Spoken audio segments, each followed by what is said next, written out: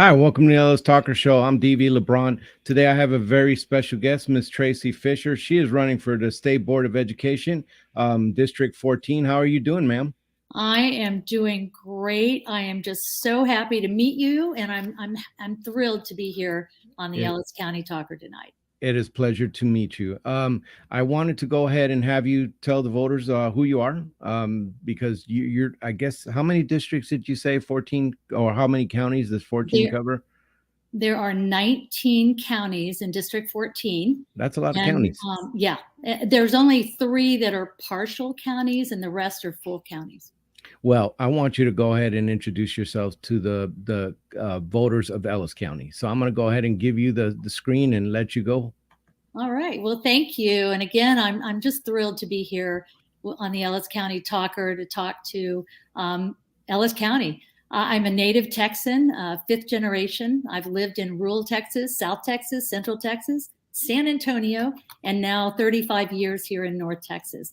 My dad was a Hereford High School math teacher and head football coach, and was recalled to the military on the day I was born. I finished 6th grade in San Antonio, and then when he returned from Vietnam, we went to Wiesbaden and Ramstein, Germany, 2 different places at 2 different times, and then we went to Belgium. I finished high school in Nebraska. My dad was at SAC headquarters. That's where he retired, and went on to the University of Nebraska because I had graduated from high school there and knew some people. My Texas Tech parents weren't very happy. I graduated in business and got out of the Nebraska winters as soon as I could and went to work in supply chain management for Frito-Lay. I worked in 3 different plants for Frito, even met my husband in one of them, and then several of us from Frito went to work for Sky Chefs here in North Texas, where my last job was running the DFW flight kitchen, where we were putting 20,000 meals a day on planes every day. And that was, of course, before 9/11. They don't put that many much food on now.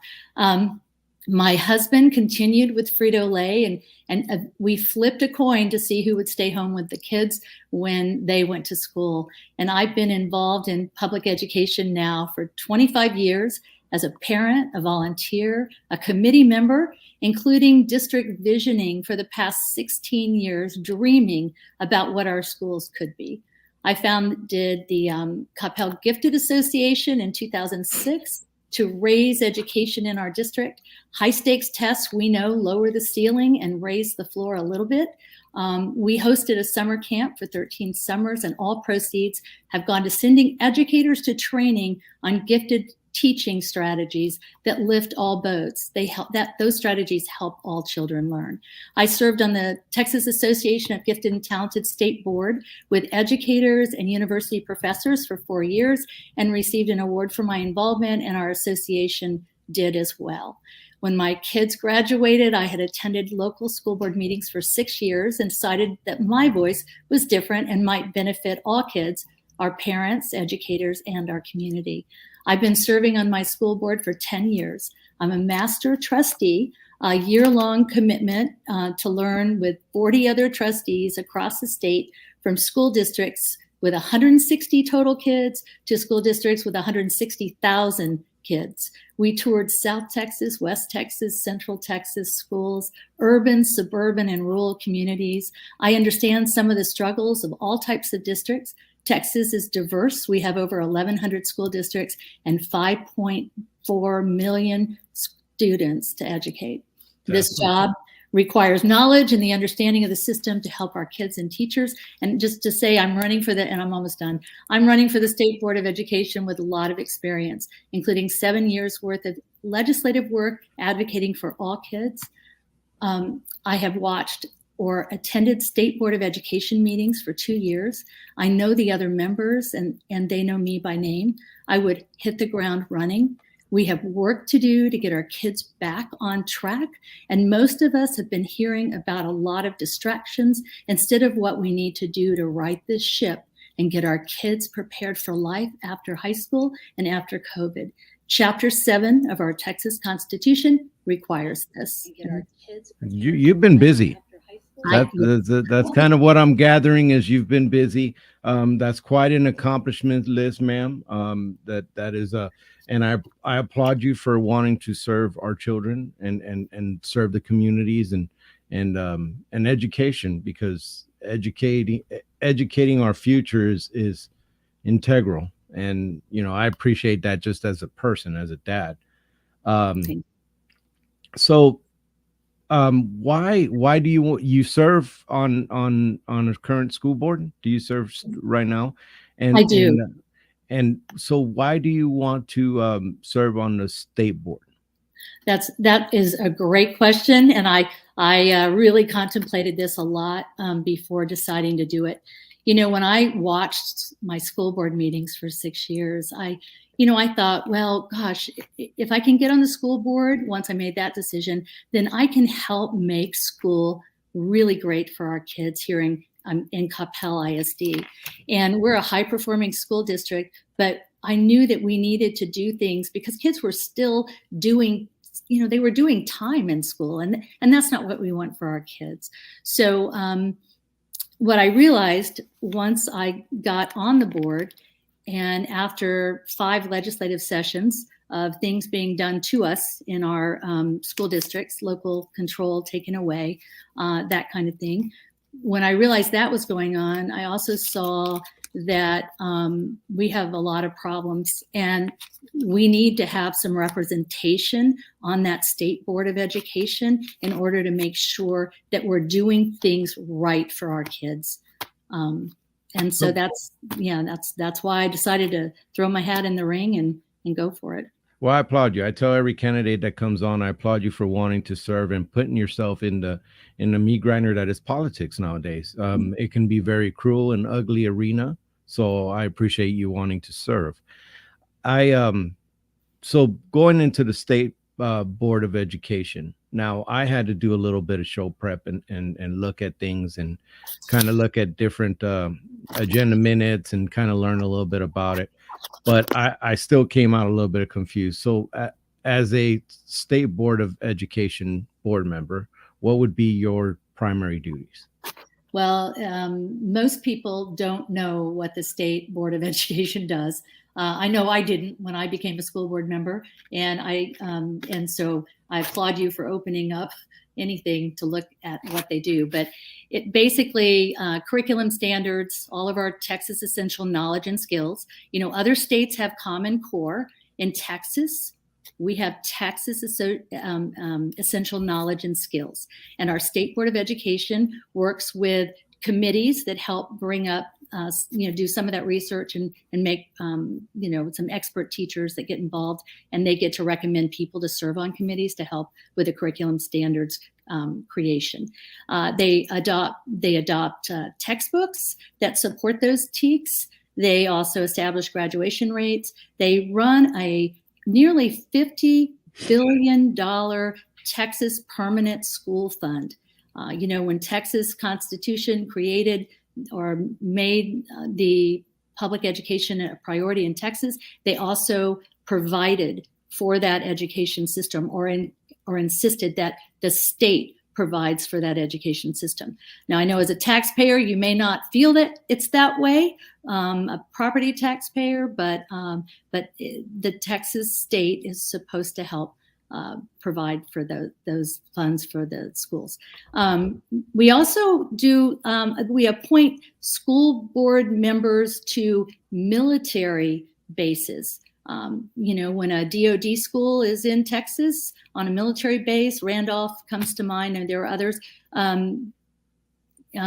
We appoint school board members to that to help look after those military students, because as a military kid who had, 7 different schools growing up. Of course, I didn't volunteer to be in the military, but I was very proud to serve or watch my dad serve, support my dad and his work. That's my complete honor.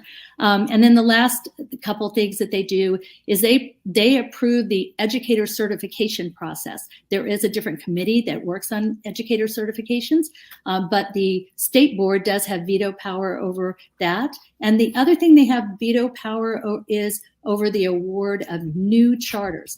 Keep in mind, a charter school or a charter represents not just one school, it represents multiple hundreds of schools. So if a charter is approved, then the commissioner then can completely expand it as much as he would like to. That's the way the system works now anyway. So those are the responsibilities primarily of the State Board of Education. Thanks for asking.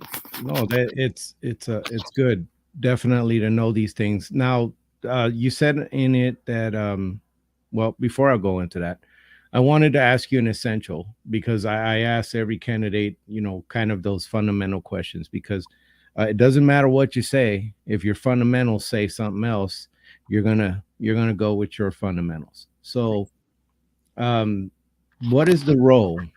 And now you're in the school board currently, but what is the role of um, the government in the lives of the people? Well, in Texas, The proper role. I'm sorry. right. The proper role is I'm a firm believer in local control, and you can't get any closer to an elected official that lives down the street and goes to the same grocery store as you go to. So I believe the people that are closest to the work know what's best. I believe that with a town mayor. I believe that county leadership. I believe that our city councils.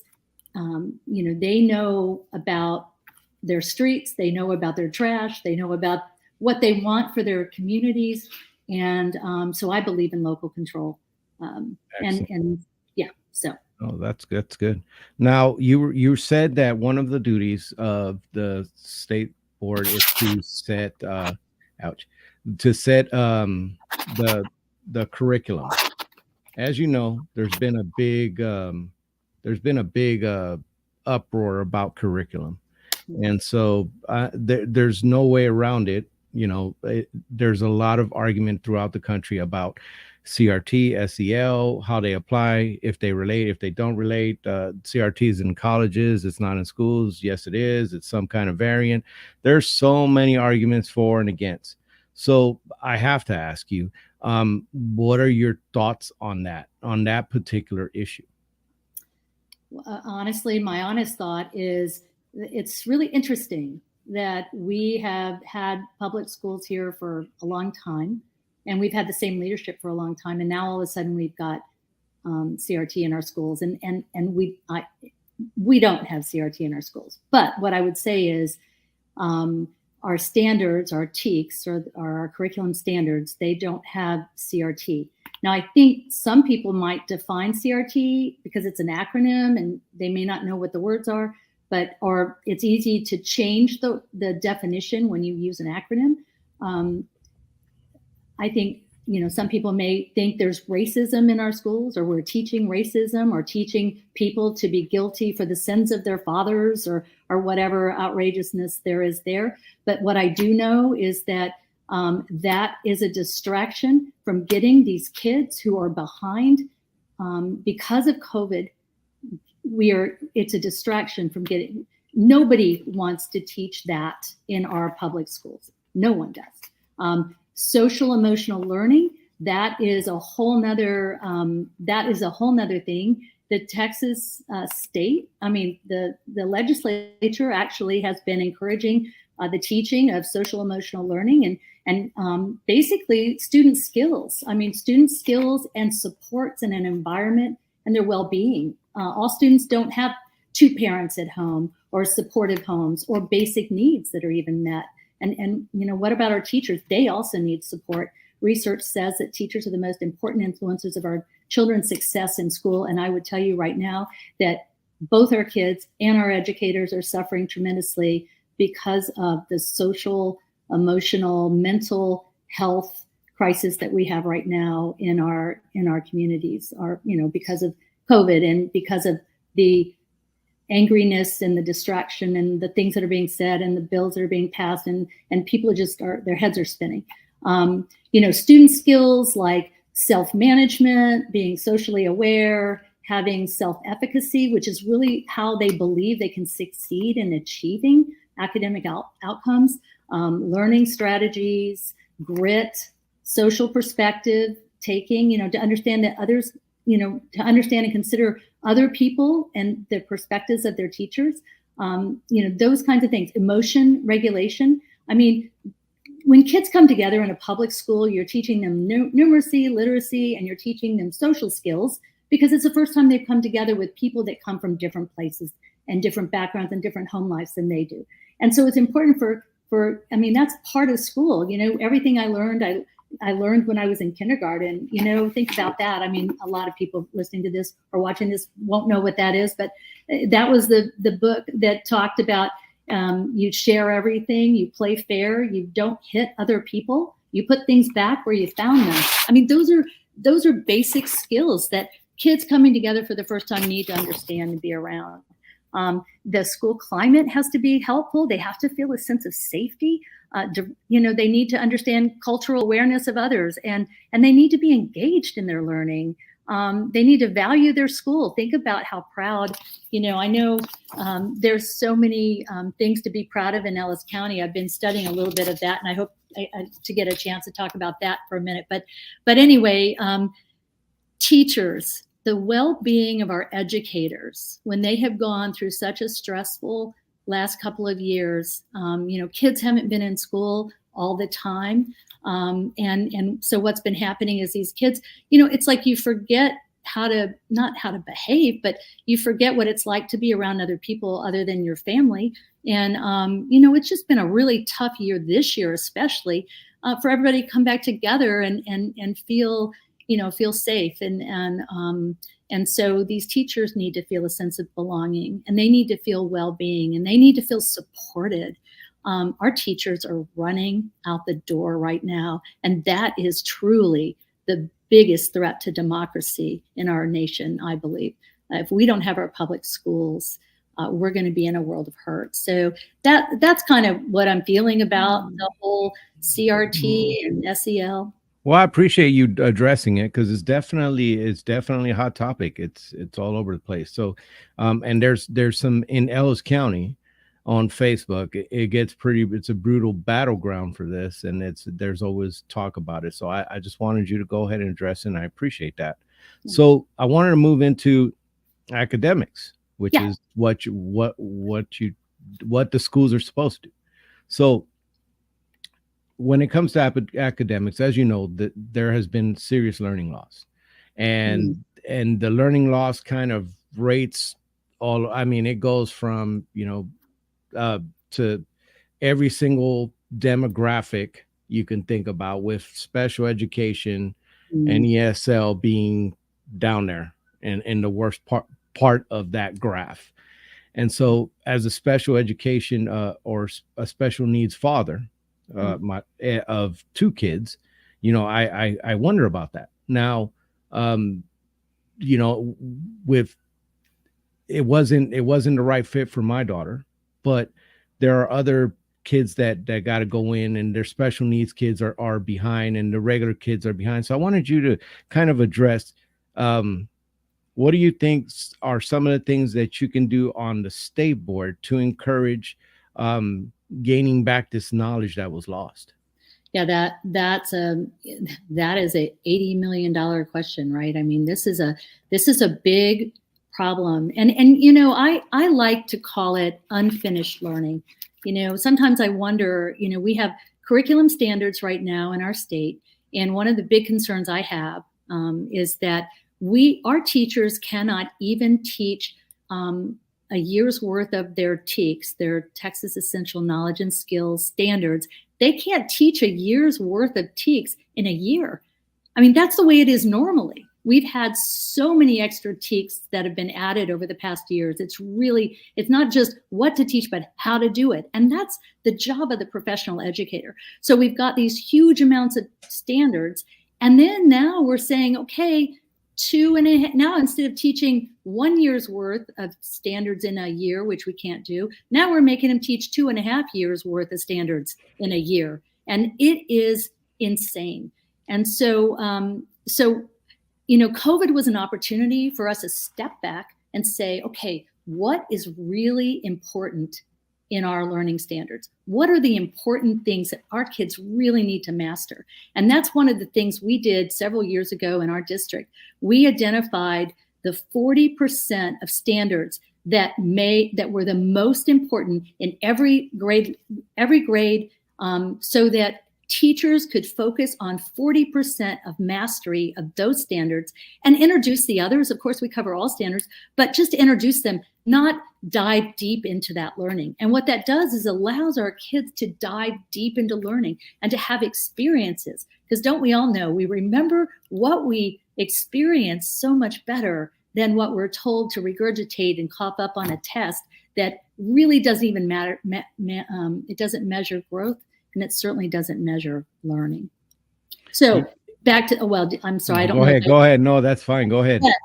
So the SPED kid, oh my gosh, one of my sons was also special needs, but he had dyslexia. He wasn't severe special needs, but once that's identified, then you can address it. And right now, what I know is happening is we don't have enough diagnosticians around to help identify the kids that need support. And so now you've got diagnosticians and special ed educators. They're trying to get into those classrooms, just like counselors. They're trying to get in those classrooms and identify these kiddos.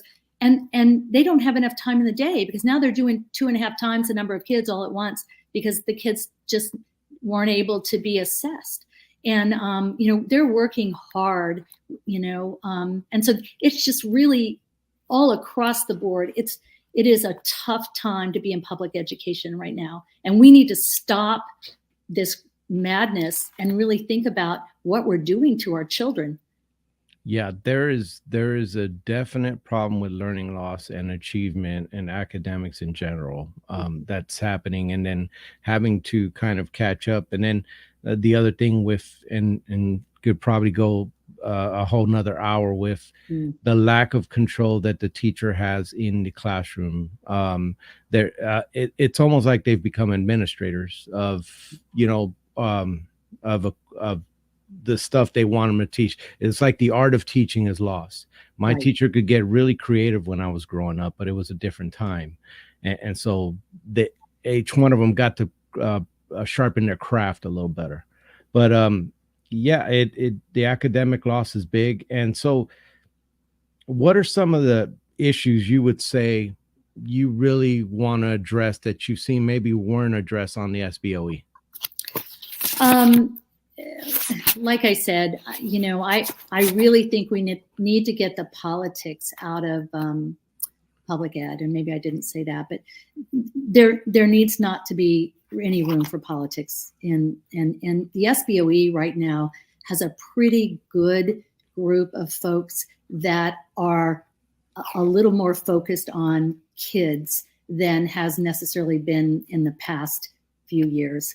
And so, what I would say is the other role that a state board member has, just like a school board member has, is to advocate at the legislature.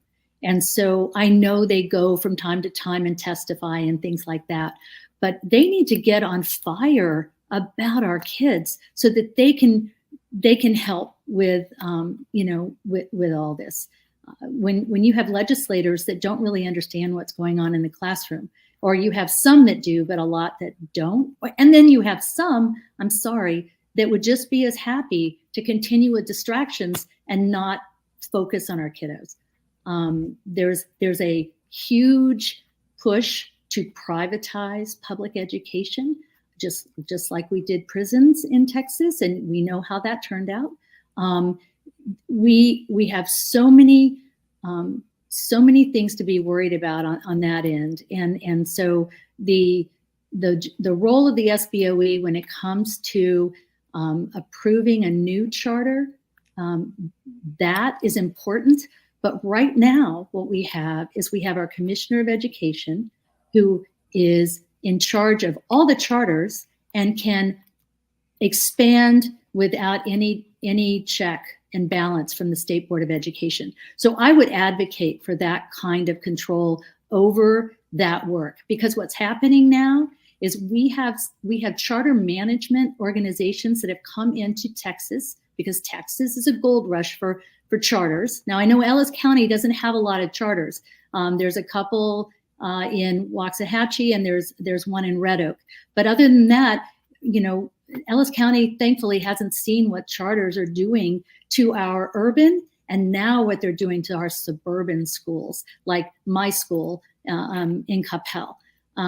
And so the charter management companies, they just approved last summer a new charter called Rocket Ship coming in from California. They don't have a good track record. So now we've got California, Arizona, Virginia, Florida, all of them are now taking our Texas taxpayer dollars. And those charter schools, most charter schools, those kinds of charter schools that are expanded quickly, they don't pay their educators. In fact, they get away with, they have minimum standards. They can hire high school graduates to teach. And so what they have is a high mobility in their classrooms. So they put a lot less money into their classrooms than public schools do. They spend more of their money on central office.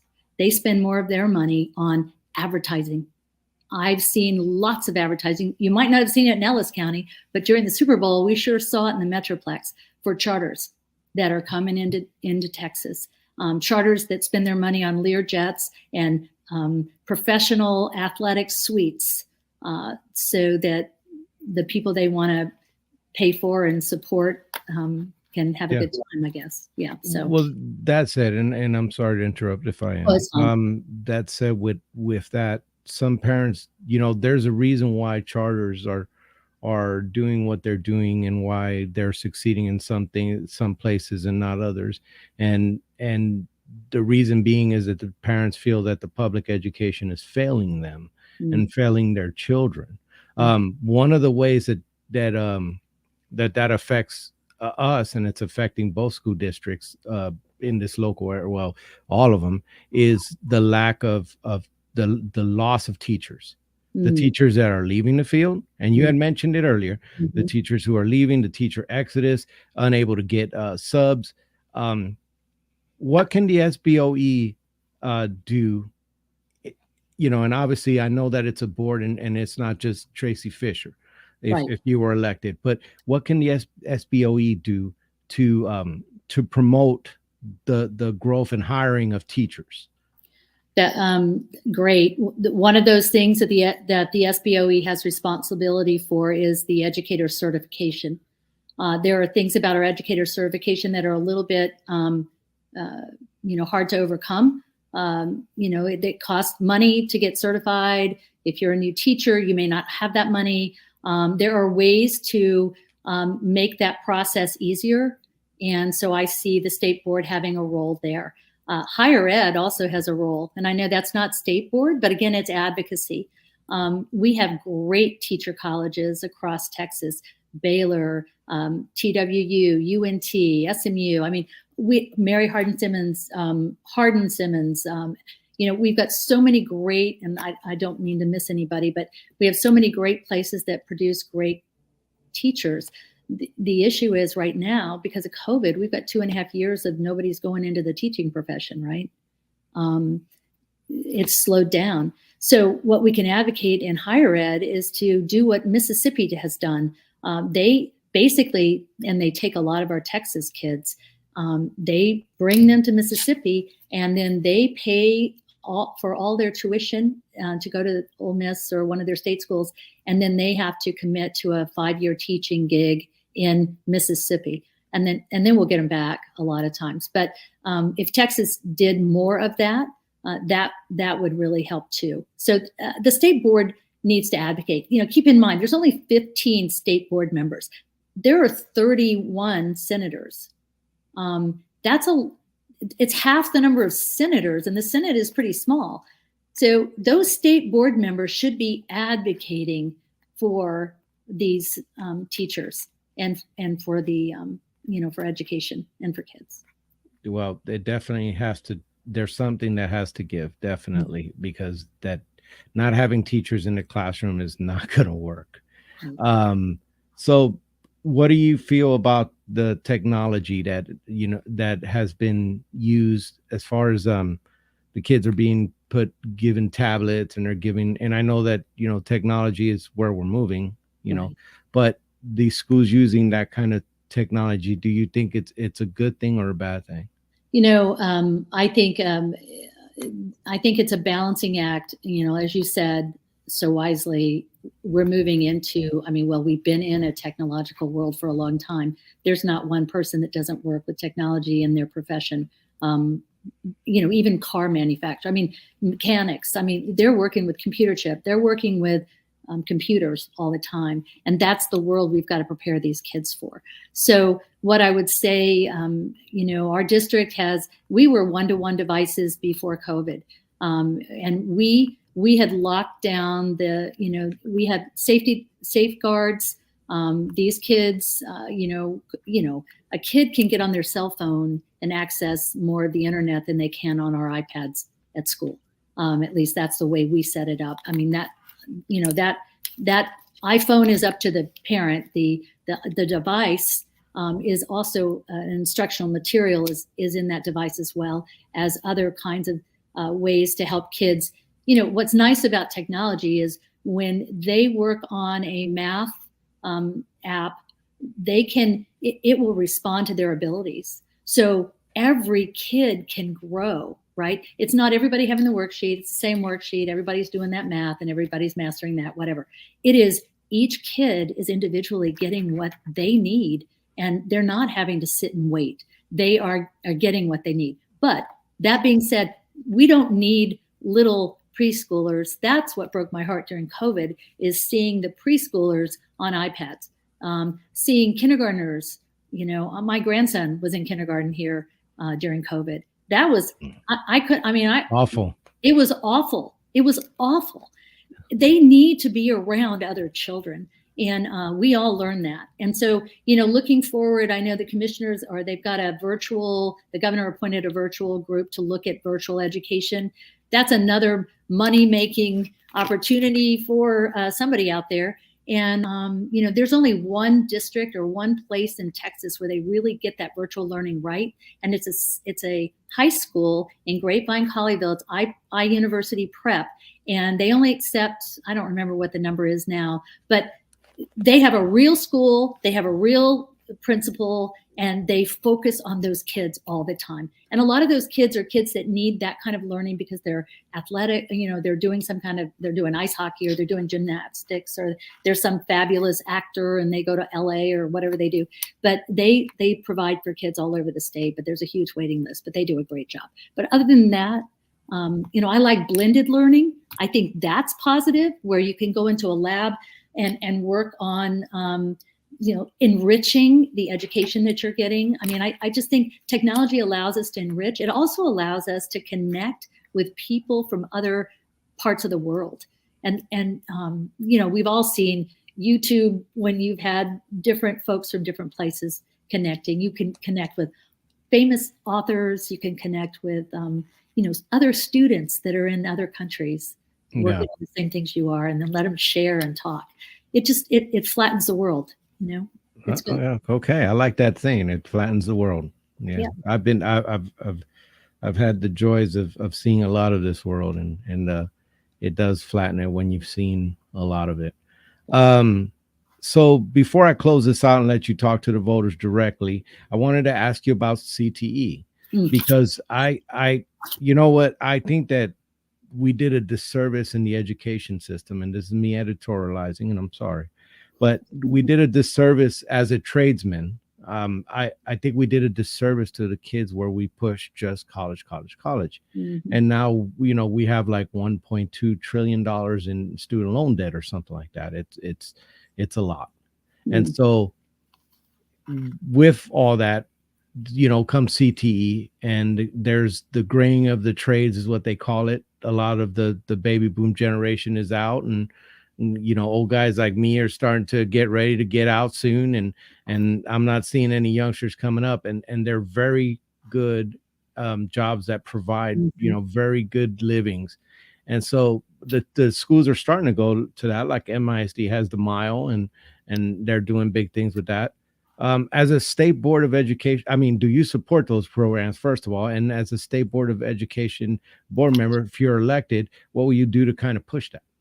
Yeah, I totally support that. I also am a person that grew up in a time where we had all kinds of, shop and other things that you could learn. I can't say that I was very good at any of those things really, but I enjoyed learning different things and working with your hands. One of my sons does great things with his hands. The other one, forget it. I mean, kids are just different, even from the Mhm. same family, and it should be honored and respected choices.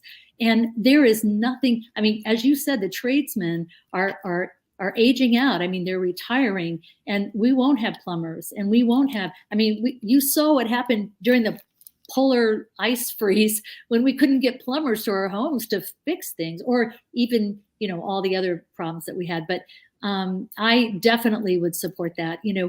That kind of learning. Think about it.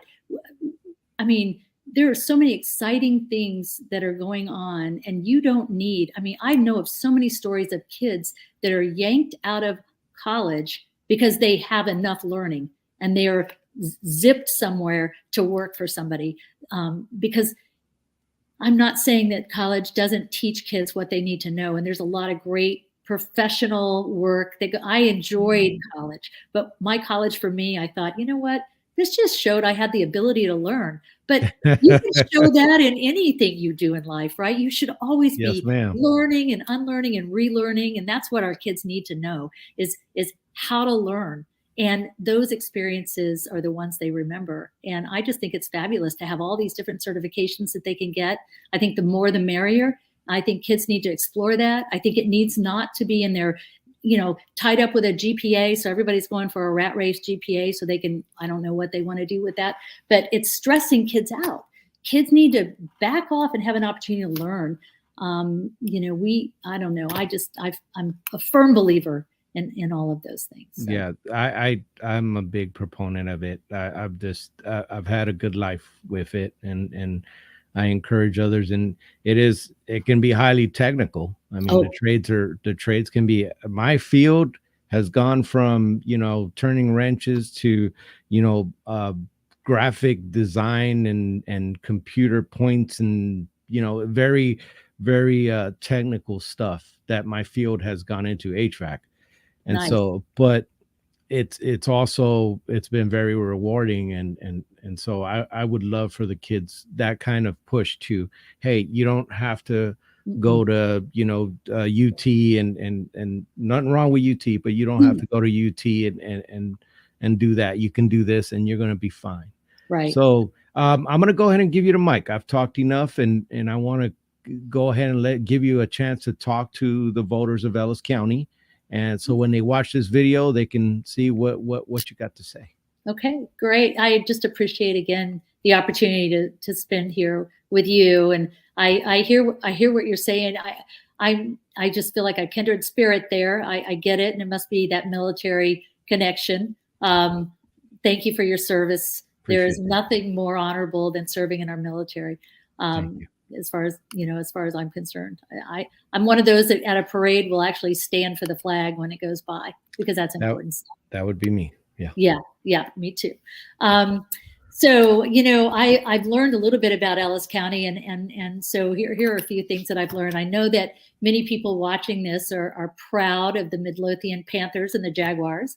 I know that others are excited to cheer at the 287th showdown between Ennis and Waxahachie, and there are more that are always cheering for the true maroon of Red Oak.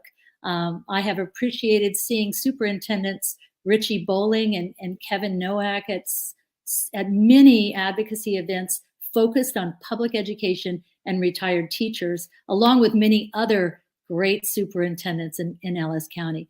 The County Ag Show was very impressive. I didn't get to go, but I saw wonderful pictures. We don't have FFA in Coppell, but I do know what a commitment that is for our kids. I spent many a summer with my grandparents where they raised cattle and onions. Talk about life skills. The Texas State College and the amazing partnerships that Marcus has forged with different local communities, as we talked about CTE, et cetera, all benefiting students in trades, and the result is a gainful employment, or they don't get paid. And that's a result we can all appreciate for students. 2 new hospitals in Ellis County offering wonderful opportunities for the future first responders. And I'm excited to see the ROTC opportunities expanding, giving students many choices that allow them to see more than a 4-year degree, as we were just talking about, truly pursuing their heart's passion. And I know for a fact junior ROTC is about growing leaders.